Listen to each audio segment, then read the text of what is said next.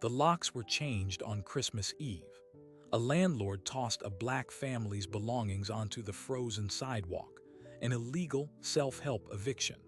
He had no idea their daughter, racing across town, was a federal prosecutor with the power to have him arrested before the night was over. But this was more than a cruel act on a holiday. It was a snapshot of a national crisis where black families are illegally locked out at more than twice the rate of anyone else. This is the story of one prosecutor's race against the clock, and the weapon she carried wasn't a badge. It was a federal statute that makes what he did a criminal felony. The Washington family had lived in apartment 4B for 11 years. Marcus and Lena worked double shifts to keep up with rent in a building that was slowly decaying around them, while their daughter, Aisha, built a career putting men like their landlord behind bars. Their landlord was Robert Thorne, a 52-year-old who owned 17 properties across the city. Public records showed a history of housing violations, failed heat inspections, mold complaints ignored, repair requests that vanished into silence. But eviction court filings told the real story. Thorne had initiated 47 eviction proceedings in the past 5 years. 33 of those were against black tenants. On December 23rd, the Washingtons came home to a notice taped to their door. Not an official court summons, but a handwritten scrawl demanding immediate vacancy for renovations. The amount owed, $0. They were current on rent. Marcus called immediately. Thorne's answer was blunt.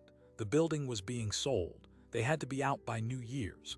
When Marcus cited their lease, which had 8 months remaining, Thorne laughed. "Leases are paper. I need the unit empty." This was the illegal first move in what housing advocates call the self-help eviction playbook. By bypassing the courts entirely, landlords gamble that tenants don't know their rights or are too vulnerable to fight. For Thorne, the calculation seemed simple. A working-class black family versus his word and a set of new locks. What he did not factor in was their eldest child. Aisha Washington was not at home that Christmas Eve. She was 300 miles away in her office at the United States Department of Justice, wrapping the final motions in a major fair housing prosecution. Her specialty: cases where discrimination wasn't just bias but coercion, where landlords used threats, intimidation, or physical force to drive tenants out. Her parents had shielded her from the building's troubles for months. "We can handle it," they'd said. "You focus on your important work." So she had no idea about the handwritten notice or the threatening calls. Her plan was to surprise them, driving through the night to make it home for Christmas morning. At 4 p.m. on December 24th, as Aisha merged onto the interstate, Robert Thorne pulled his truck up to the Washingtons' building. In the back were moving boxes, a power drill, and a box of heavy-duty deadbolts. He believed the apartment was empty. He had called their phones repeatedly that afternoon, getting no answer. They were at Lena's mother's house for their traditional Christmas Eve dinner. To Thorne, silence meant surrender. Neighbors watched from their windows as he carried the family's belongings to the curb. A Christmas tree still decorated, presents wrapped in festive paper, photograph albums, winter coats. He worked with efficient, practiced motions. He had done this before. One neighbor, Ms. Dolers, ventured out to ask what was happening. "Tenant abandonment," Thorne said without looking up. "City business, nothing to see." But here is where Thorne's gamble turned criminal. In nearly every state, what he was doing, a self-help lockout, is illegal. The only lawful way to evict is through the courts, ending with a sheriff carrying out a judge's order. Removing property, changing locks, or shutting off utilities to force someone out is a criminal offense. In states like Minnesota and New York, it's a misdemeanor punishable by fines and jail time. Thorne wasn't just violating a lease. He was committing what could be charged as criminal trespass, theft, and unlawful eviction. The critical trigger for federal involvement: the use of force, or threat of force, to interfere with someone's fair housing rights. By physically barring the Washingtons from their home, Thorne wasn't just breaching a contract. He was potentially violating the Fair Housing Act in a way that transforms a civil dispute into a federal criminal matter. At 6:30 p.m., the Washington family returned, their car filled with dishes and leftovers. They found their life on the sidewalk, dusted with a light snow. The new lock on their door gleamed under the porch light. Marcus's repeated calls to Thorne went straight to voicemail. Panic set in. Where would they sleep? Their belongings were exposed to theft and the worsening weather. This was the calculated trauma of illegal lockouts, the instant creation of homelessness. It was Lena who finally called Aisha, her voice breaking. "Baby, he's put us out. Everything is on the street." Aisha was 2 hours away, her car cutting through the dark. The prosecutor in her mind instantly compartmentalized the personal horror and accessed the legal framework. Her first question was specific. Did he change the locks? Did he touch your things? The answers confirmed it. This was a textbook self-help eviction. She told her parents to call the police immediately and to say the exact phrase, "This is an illegal lockout. We need an officer to document a criminal unlawful eviction." In many cities, police can order a landlord to immediately let tenants back in, but Aisha knew local response was a lottery. She needed a faster, more certain weapon. She pulled over at the next service plaza, her hand steady but her heart a drum. She opened her laptop, accessing a secured federal database. She typed in Robert Thorne's name and the city. What loaded onto her screen wasn't just his property portfolio. It was a pattern. His name appeared in a prior FBI field office memo, flagged during a civil rights review of predatory housing practices. He was a person of interest in an ongoing pattern and practice investigation. The pieces aligned with terrifying clarity. The target demographic, the illegal method, the timing designed to maximize helplessness. This wasn't just her family's crisis. It was a live exhibit in the kind of systemic violation her division was built to dismantle. Aisha made 2 calls. The first was to her section chief, explaining the situation with professional detachment that barely contained her fury. The authority she needed was granted in 90 seconds. The second call was to the duty attorney at the local United States Attorney's office, waking him up on Christmas Eve. She relayed the facts, the statute, and the flag in the database. "We have probable cause for a criminal Fair Housing Act violation, right now," she said. "I need you to contact the local police, tell them to stand by, and to detain the subject if he returns to the scene." Back in her car, Aisha pushed the speed limit. The law was now in motion, but it moved through bureaucratic channels. Her parents were still on the sidewalk in the freezing cold. The clock was the enemy. Robert Thorne, believing his work was done, was likely at home, enjoying his Christmas Eve, completely unaware that the transaction he thought was complete, a family out, an apartment empty, had just initiated a federal response.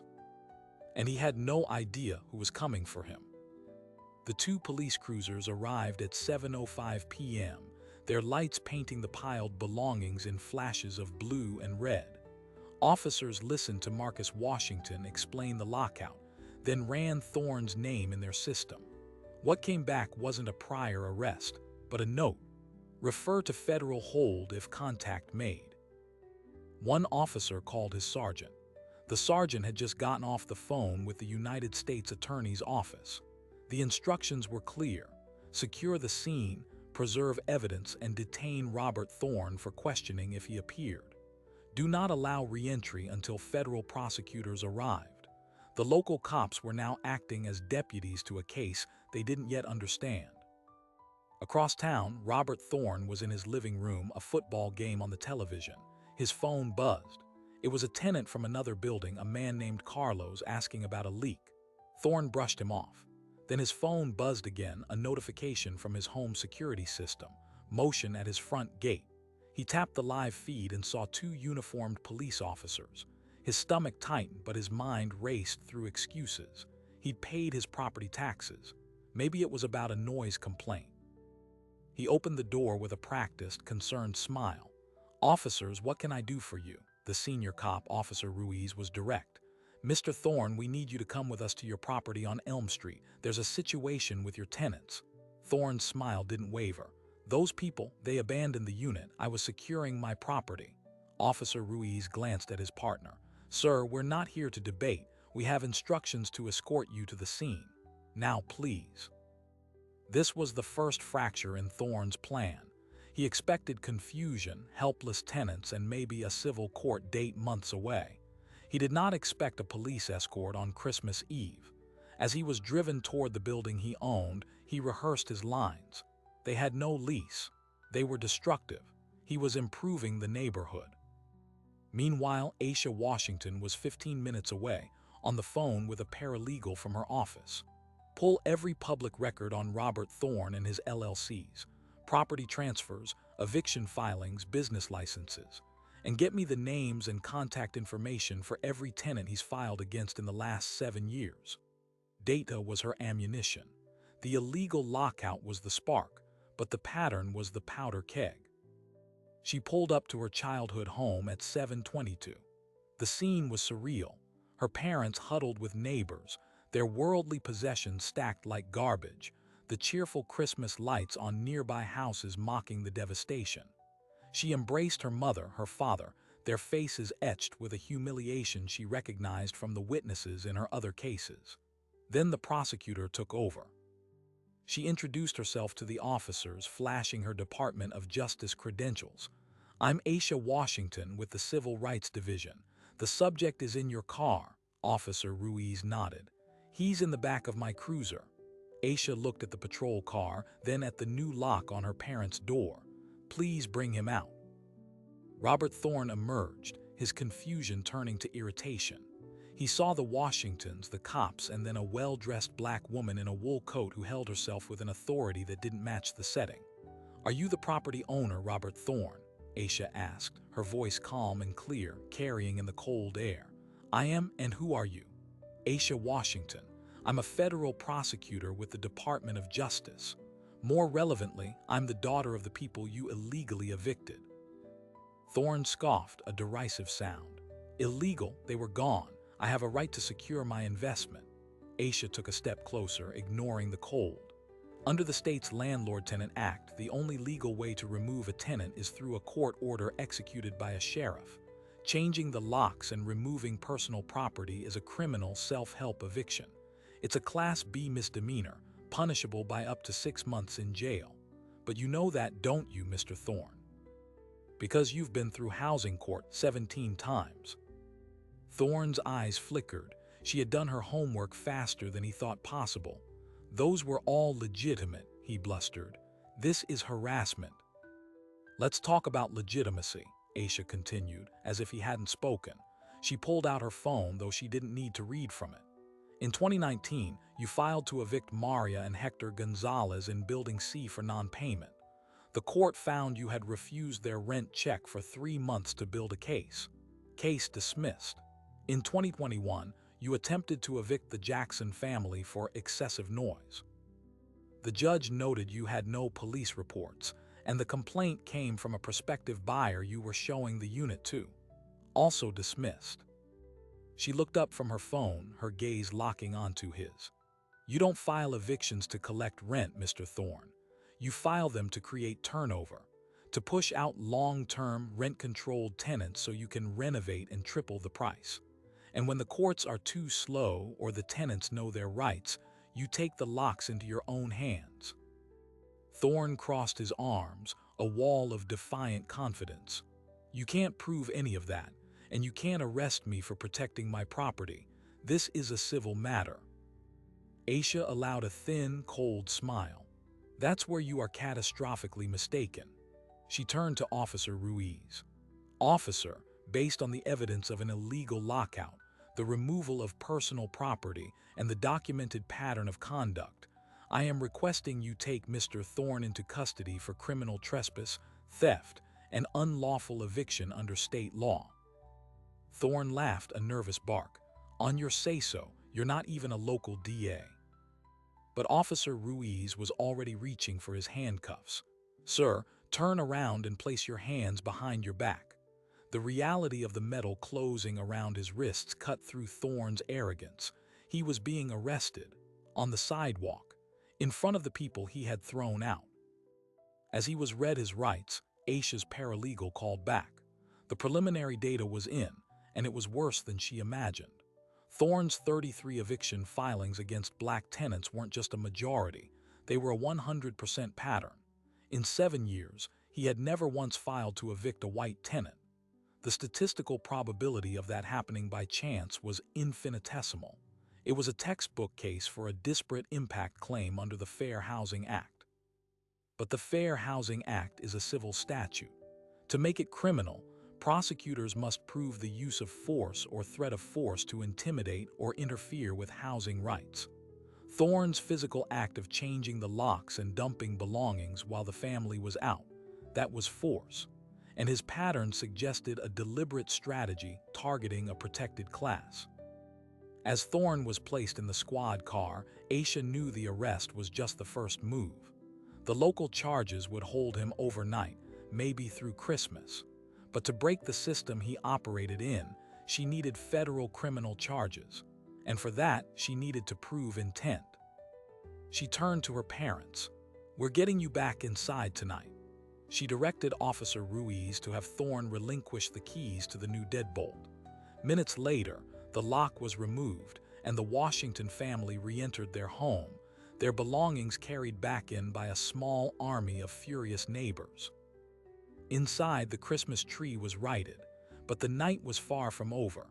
At the precinct, Robert Thorne called his lawyer, a slick real estate attorney named David Moss, who was more accustomed to closing deals than jail calls. Moss arrived furious. "You arrested my client for what? A landlord-tenant dispute. This is absurd." The booking officer slid the charging document across the counter. Moss read it, his face hardening. The charges were indeed state criminal charges, but the notes attached, referencing a federal pattern and practice investigation, made his blood run cold. This wasn't about one lock. They were looking at his client's entire business. At 10 p.m., Aisha sat at her parents' kitchen table, her laptop open. The paralegal had sent a more complete dossier. She cross-referenced Thorne's eviction filings with demographic data from the census. The map that emerged was damning. His properties were clustered in historically black neighborhoods now facing rapid gentrification. The evictions spiked whenever a new coffee shop or luxury condo was announced nearby. Then she found the money. Thorne's LLC had received 6 separate redevelopment grants from a city affordable housing fund intended to help landlords improve properties for existing tenants. The grants totaled over $200,000. The required documentation stated under penalty of perjury that no tenants would be displaced. Yet, in every single building that received a grant, at least 2 long-term black families had been evicted within a year. This was the pivot. This wasn't just a greedy landlord. This was fraud. He was taking public money meant to protect tenants and using it to fund their displacement. The case had just exploded from a single criminal eviction to a major conspiracy involving mail fraud, wire fraud, and civil rights violations. Aisha drafted an emergency affidavit for a search warrant, targeting Thorne's home office, his computer, and his financial records. The warrant would be presented to a federal judge first thing in the morning, but she needed one more thing to seal it: a witness from inside Thorne's operation. At 11 p.m., she looked at the list of former tenants.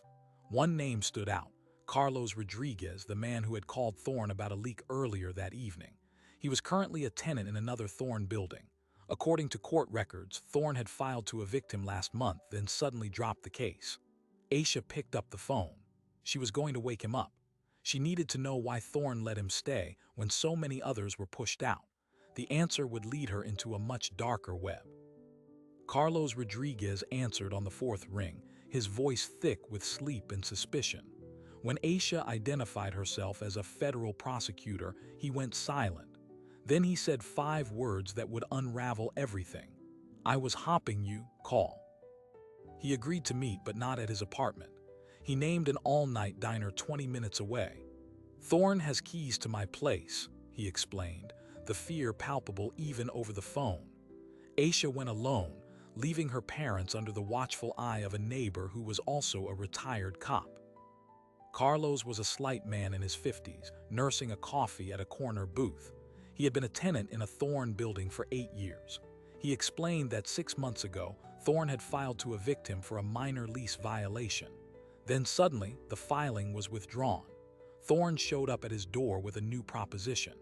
He said he needed a property supervisor, someone who could be his eyes and ears, handle minor repairs, and report which tenants were problems. In return, my rent would be cut in half, and the eviction would disappear.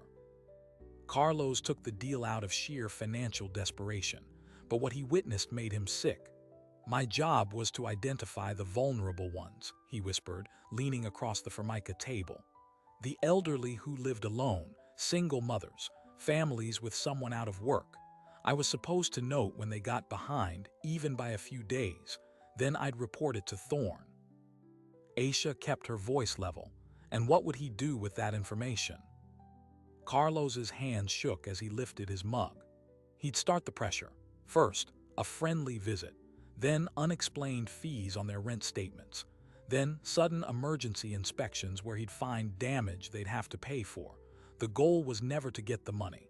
The goal was to make them so stressed, so broke, and so afraid that they'd just leave. He called it encouraging voluntary turnover. But the lockout on Christmas Eve was different, Carlos said. That was a new escalation. He was bragging about it yesterday at one of the properties. He said the holiday special was the most effective because city services are closed, shelters are full, and people are too ashamed to call family on Christmas. He said if you do it right, they just vanish.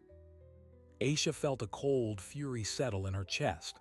This wasn't just a pattern. It was an orchestrated business model predicated on exploiting despair. She asked the critical question, "Do you have any proof, Carlos? Emails, texts, records?"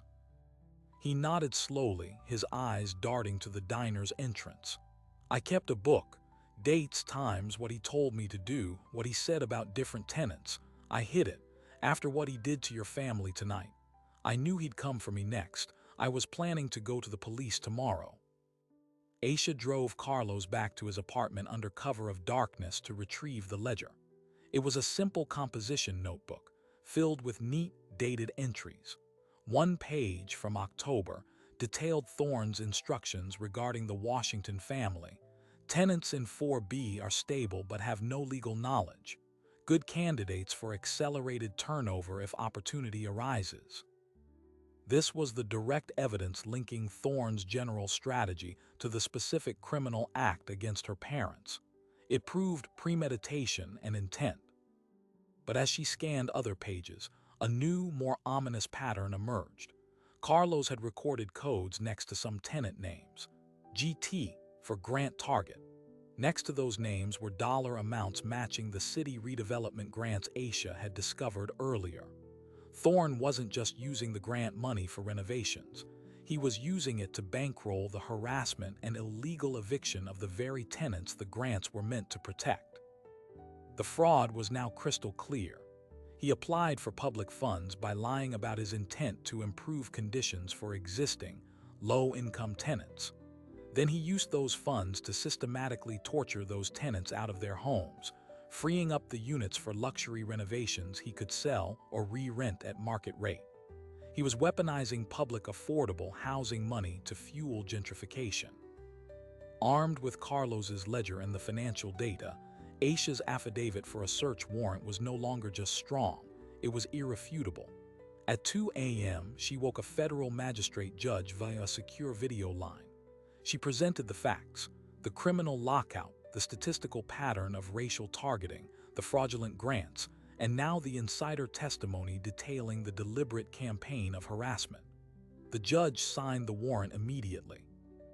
At dawn on Christmas morning, a team of FBI agents, alongside investigators from the Department of Housing and Urban Development's Office of Inspector General, executed simultaneous searches. One team hit Robert Thorne's suburban home, seizing computers, phones, and filing cabinets. Another team entered his property management office downtown. Thorne, released on bail for the state charges just hours earlier, was served with the federal warrant at his breakfast table. His lawyer, David Moss, was frantically trying to make calls, but the game had changed. This was no longer a local cop shop. It was the full weight of the federal government. What the agents found in Thorne's office was a damning treasure trove. Spreadsheets with color-coded tabs labeled holdouts and compliant. Profit projections comparing the slow bleed of legal evictions versus the quick flip revenue from illegal lockouts. Most damning of all were emails between Thorne and a man named Gregory Fitch, a project manager at the city's Office of Housing Development. The emails showed Fitch fast-tracking Thorne's grant applications, asking for minimal detail on tenant protection plans, and even suggesting which buildings in transitional neighborhoods would yield the highest return after renovation. In one exchange, Fitch wrote, "The City Council just approved the new zoning for the Elm Street corridor. The clock is ticking on the current demographics.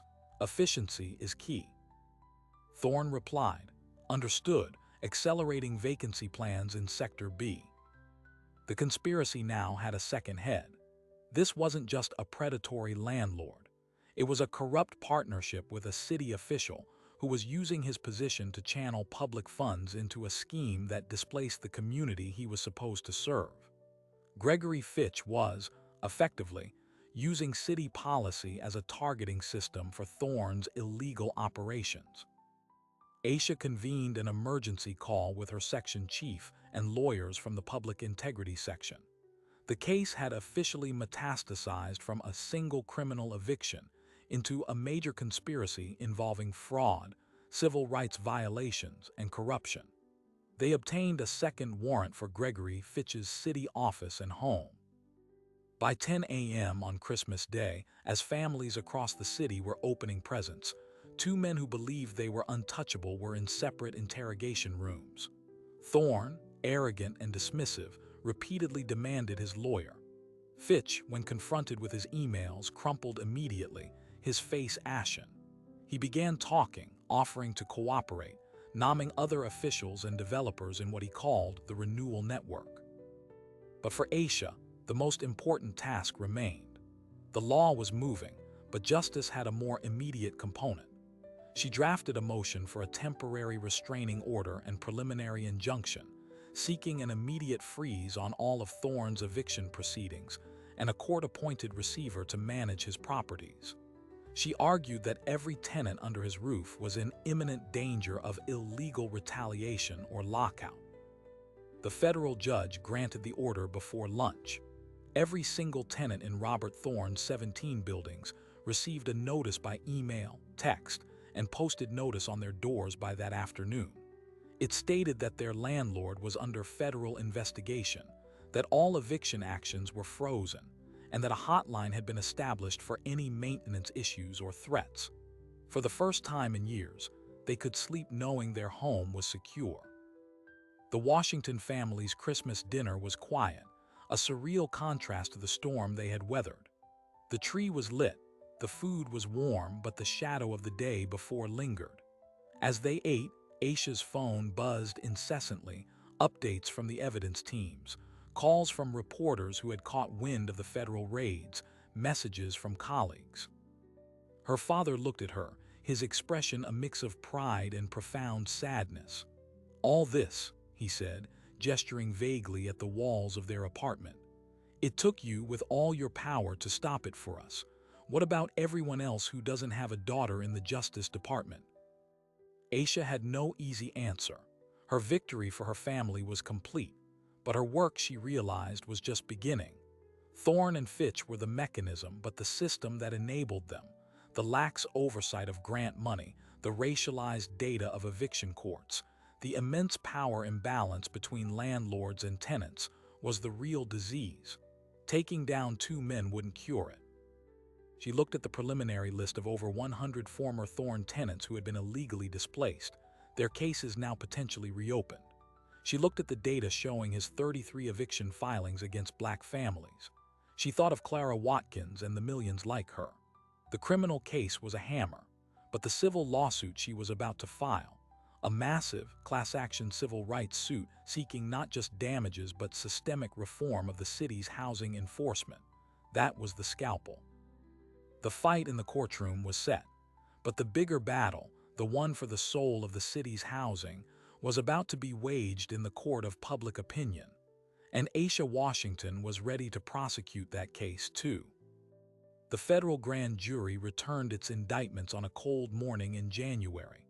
Robert Thorne faced 24 counts, including conspiracy to violate civil rights, wire fraud, and making false statements to obtain federal funds. Gregory Fitch was charged with honest services, fraud, bribery, and conspiracy.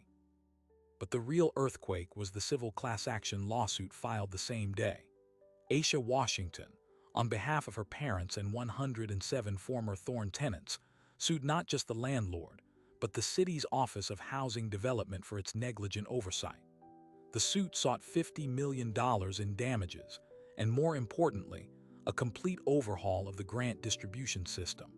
It demanded the appointment of a federal monitor to oversee all city housing funds for 5 years.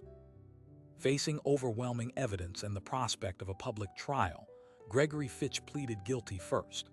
In a sealed proffer session, he gave federal investigators a map of what he called the Renewal Network, a loose association of property owners, city inspectors, and loan officers who used data and public policy to target neighborhoods for rapid, profitable turnover.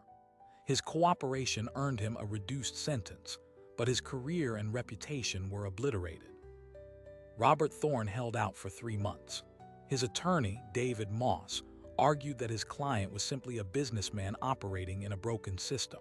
But the ledger from Carlos Rodriguez, the spreadsheets from his office, and the testimony of over 24 former tenants created an unassailable narrative of deliberate, targeted cruelty.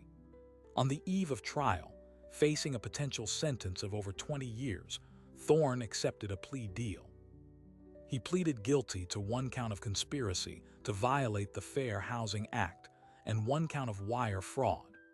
The agreement required him to forfeit all 17 of his properties to a court-appointed receiver and to pay restitution to every tenant he had illegally displaced. The receiver, a nonprofit community housing organization, took control of the buildings in the spring. Their first act was to offer every current tenant a new, ironclad lease with rent controls tied to income. Their second was to begin the long-delayed repairs. For the Washington family and their neighbors, the change was immediate. Heat that worked, leaks fixed within days, a responsive, respectful management office. For the 107 former tenants identified in the lawsuit, the restitution process began. Each received a letter of apology from the court, along with a check covering their moving costs, the difference in rent they had paid elsewhere, and damages for emotional distress. For some, like Clara Watkins, it was enough to secure stable housing for the first time in years. For others, it was a bittersweet acknowledgement of a home they could never get back. The class action suit against the city settled 6 months later. The city did not admit liability, but agreed to every structural reform Aisha had demanded. A new, independent office of the tenant advocate was created, with subpoena power and a direct line to the mayor. The Affordable Housing Grant Program was completely restructured, with strict covenants requiring tenants to remain in place for a minimum of 10 years after any renovation. And perhaps most importantly, the city began collecting and publicly reporting eviction data disaggregated by race, a first step toward transparency that housing advocates had sought for decades. Aisha Washington returned to the Department of Justice, but with a new focus. She was promoted to lead a newly created housing justice unit, tasked with investigating systemic fair housing violations across the country. Her first hire was Carlos Rodriguez, whom she brought on as a community liaison, using his intimate knowledge of predatory tactics to help shape enforcement strategy. The final, surprising detail emerged during the restitution process. As the court-appointed receiver audited Thorne's forfeited finances, they discovered a series of shell companies and hidden accounts. Thorne had not been acting alone as a rogue operator. He had been a franchisee. His business model, his pressure tactics, even his fraudulent grant applications were based on a proprietary system licensed from a national property investment firm called Homestead Capital Partners. This firm, headquartered in another state, had quietly been teaching the Thorn method to hundreds of small landlords across the country through seminars and consulting contracts. They provided the legal templates, the demographic data, and the pressure tactics, all while insulating themselves from liability. Thorn was just one node in a much larger, decentralized network of housing exploitation. Aisha's new unit opened an investigation into Homestead Capital the following week. The story that began on a single sidewalk on Christmas Eve was now a national probe. On the one-year anniversary of the lockout, Aisha stood with her parents outside their apartment building, now freshly painted and sporting a new name chosen by the tenants, Unity Place. The deadbolt that Thorn had installed was mounted on a plaque in the community room, a reminder of the battle fought and won. Marcus Washington put his arm around his daughter. "You changed things," he said quietly. "I enforced the law that was already there," she corrected gently. "We just proved it could work." The system had been forced to bend, not by a superhero, but by a prosecutor who used the precise tools of her office, a family who refused to be erased, and a community that bore witness. The locks were changed for good. The story of the Christmas Eve lockout is more than a dramatic tale of comeuppance. It is a case study in a silent epidemic, where the violence isn't always a fist, it's a changed lock, a fraudulent notice, the calculated cruelty of creating homelessness. Remember the data. Black renters make up just 18.6% of all renters, yet they account for over 51% of eviction filings. This disparity persists regardless of income, revealing a system where housing security is not a matter of money alone, but of race. What happened to the Washington family was not an anomaly. It was the predictable result of a model that sees certain communities not as homes, but as inventory to be liquidated. Robert Thorn's operation collapsed because the law was finally applied with the full force it was designed to have. The Fair Housing Act, the criminal statutes against fraud, the rules of civil procedure, they were always there, lying dormant. They are tools in a toolbox that too often goes unused. Aisha Washington's power was not some unique magic. It was the deliberate choice to pick up those tools and swing them. The greater victory was not putting one man in prison, but dismantling the mechanism he used. The court-appointed receiver, the reformed city grants, the public eviction data. These are systemic fixes that will protect thousands of families Thorn never met. It proves that enforcement can be a form of creation, building a more just system from the wreckage of a corrupt one. But the discovery of Homestead Capital Partners exposes the true scale of the challenge. For every Thorn who is caught, how many are operating under the same predatory playbook, shielded by corporate veils and jurisdictional lines? The fight for housing justice is never just local. It migrates, adapts, and finds new vulnerabilities. The lingering question is this: in your city right now, how many Robert Thorns are betting that their tenants don't know their rights, that the system is too slow to stop them, that no one with power is watching? The answer likely lies in the eviction court dockets and the changing demographics of once stable neighborhoods. This story ends with a lock mounted on a plaque, a symbol of a battle won. But it continues in every city council meeting debating tenant protections, in every housing court where a family stands alone against a landlord, in the choice to see an illegal eviction not as a civil dispute, but as the crime it is. The tools exist. The law is written. The only missing ingredient too often is the will to use them. If you found this deep dive into power, justice, and the hidden architecture of inequality compelling, make sure to subscribe. We unravel another shocking true story next week, one that reveals how a different kind of silent epidemic operates right in plain sight. Thank you for watching.